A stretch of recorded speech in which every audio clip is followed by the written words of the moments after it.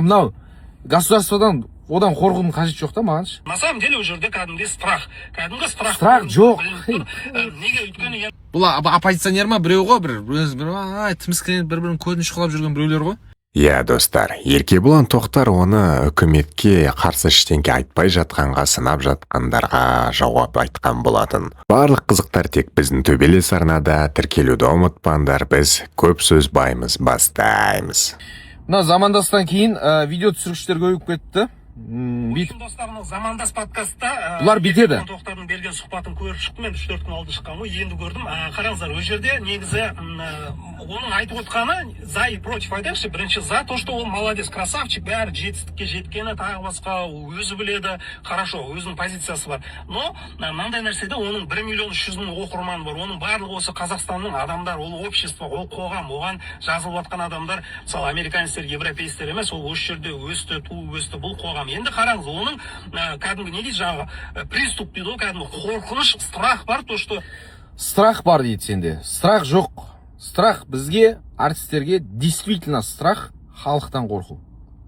Өйткені халық теріс айналып кетсе, біздің киномыз ешкім көрмейді, бойымызға ешкім келмейді. Соответственно, жұмысың тоқтайды. Сол үшін көп артистер, көбісі халық не деп жатыр, соның сөзін сөйлеп, очко жинайды. Халыққа ұнамайтын нәрсені айта алмайды да, қорқады өйткені. Вот сол действительно страх. Мынау государстводан одан қорқудың қажеті жоқ та мағаншы. Өйткені мен государстводан бір тиын алмаймын. Мен госпроекттерге киноға түспеймін. Госбойларға қатыспаймын. Мен государстводан грант алмаймын ешқандай. Менің бойларым, киноларым бәрі частниктардікі. Частниктан келіп жатқан ақшаны алып отырмын мен.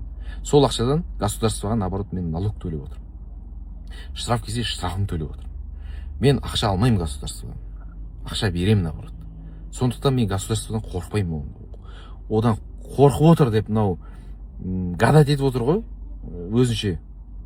Ол қателік, бұл қателесіп тұр. Ары қарай тыңдайық бұны. қоғамда болатқан бір нәрсені айту, неге соны айтпайсың десе жаңағы сұрақ қойып отыр ғой, кәдімгідей алып қашады ғой, мен уақытым жоқ, енді мен айтуға не обязанмын ғой, мен подписчиктарымды соны айту үшін жинаған жоқпын ғой. Базар жоқ, мына жігіт жинап атқан шығар подписчик. Бұл хайбат етіп отыр ғой, бұл видеоны салып, бұл халықтың жағдайын жақсартамын, бірдеңе деп салып отқан жоқ, бұл хайбат етіп отыр. Бұл просмотр жинау үшін салып отыр да. Бұл жинап атқан шығар сол мақсатпен. Жинай бер, пожалуйста, айт, өзің праваңды сол жинаған подписчиктарына качет ет. Мен ол үшін жинаған жоқпын подписчиктарым. Алмаймын, мен айтуға болмайды, анау мынау. На самом деле ол жерде кәдімгідей страх. Кәдімгі страх. Страх жоқ. Неге өйткені енді оның сонша оқырманы бар, ол считается как инфлюенсер, иә. Егер не то бірдеңе айтса, мемлекетті критиковать етсе, тағы басқа істесе, оны жаңа құзырлы органдар қыспаққа алады. Оны қыспаққа алмайды. Не деп алады қыспаққа? Не деп алады? Қай жерінен қысады? Не государствомен вообще ұштаспаймын мен. Вообще ешқандай бүйтіп қол алыспаймыз біз даже. Қол алысып ақша өтпейді арамызда. Мен неден қорқуым керек? біліп тұр, ол өзінің бүкіл доходынан айырылады, анау болады, мынау болады, уже проблема басталады. Оны прекрасно біліп тұр. Соны айтудың орнына ол енді келеді, жоқ, менің уақытым жоқ. Соны айтудың орнына дейді, сен айтқан нәрсені айтпаймын мен. Сен маған мынандай айту керексің. Маған қызық емес. Өзім жаңағы нанымды өзім тауып жүрген адаммын. Мен только жұмысымды істеймін, басқа нәрсені білмеймін. Сен басқа премьер-министр кім екенін білмеймін. Премьер-министр кім екенін білмеймін, мен әлі күнге дейін білмеймін. Әкімі кім екенін білмеймін деген нәрсе. На самом деле ол емес. Негізі ол қорқыныш. Бұл біріншіден. Екіншіден, енді ол айтып тұр ғой, өзінің сөздерінен байқайтын болсақ, мына қоғамдағы болып жатқан любой мәселені ол саясатқа жатқызып тұр да. Любой нәрсені айтса, қоғамда, обществода болып жатыр ма бір мәселе, оның барлығы ол үшін бір политика сияқты. На самом деле ол политика емес, ол кәдімгі қоғамда біздің өмірде болып жатқан нәрселер. По факту соны айту керек. Айту керек дейді. Не айту керек, не айтпау керек, мен өзім шешетін шығармын. Мен өзім шешем оны. Айтқым келген нәрсені айтам, айтқым келмеген нәрсені айтпаймын. Қоғамда болып жатқан нәрсе дейді. Қоғамда болып жатқан нәрсенің бәрін айта берсем, мен саған не новостной порталым ба не, мен или жаңалық жүргізейін, мен давай столға отырып, бүгін кешкі сағат 8-де осындай болды. Менің ойымша, оны айту керек. Сонша оқырманы бар, оның өзі бір кішігірім государство деу керек. Енді государство жинап алды, айт. Осындайларға айтарым. Жинай алмайсыңдар ма? 1.300.000 подписчик. Маған качет етпеңдер. Өздерінің ойларыңды мен арқылы транслировать еткілері келеді да. Өзінің позициясы, соны мен арқылы айтса дейді. Мен айтпаймын. Мен өзім ойым бар, өзім миым бар.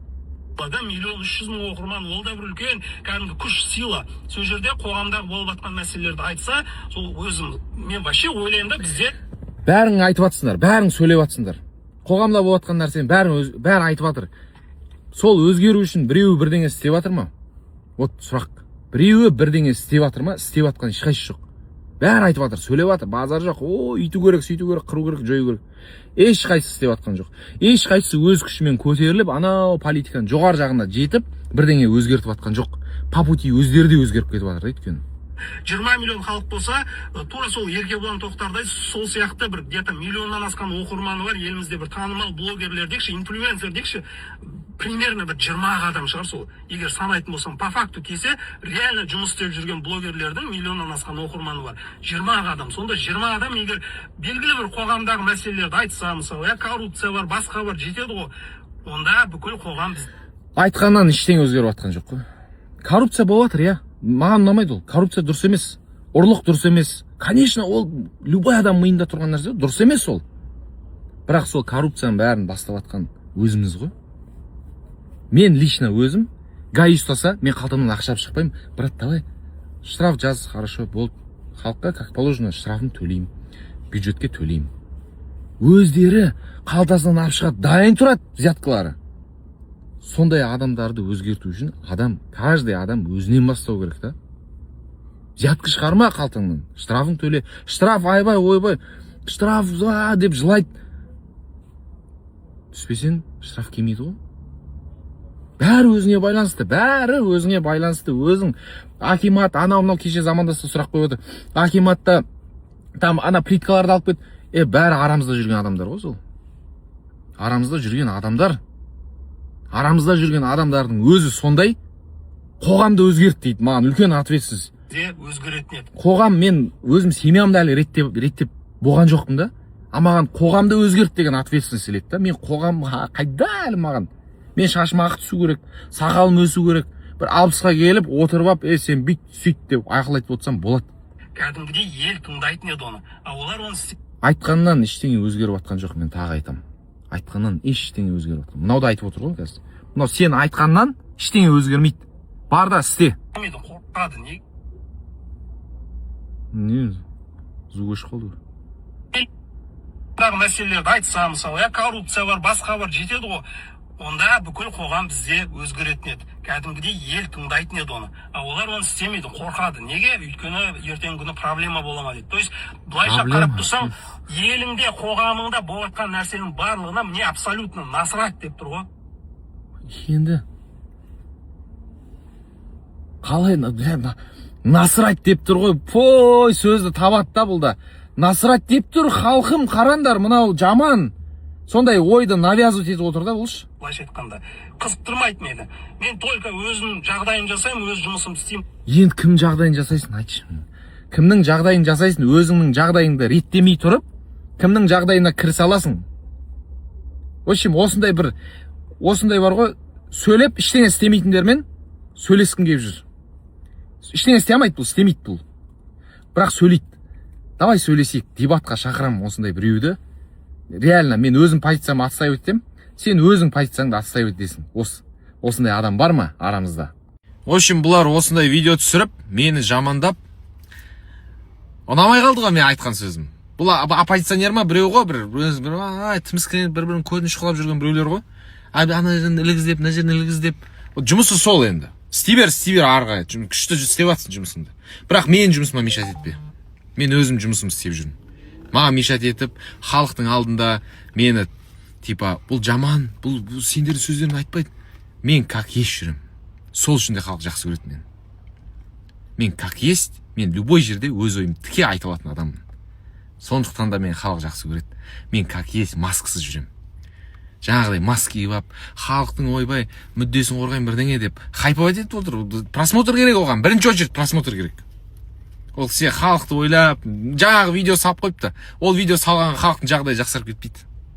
Вот солардың истинный лицо соларға. Просмотр хайп керек.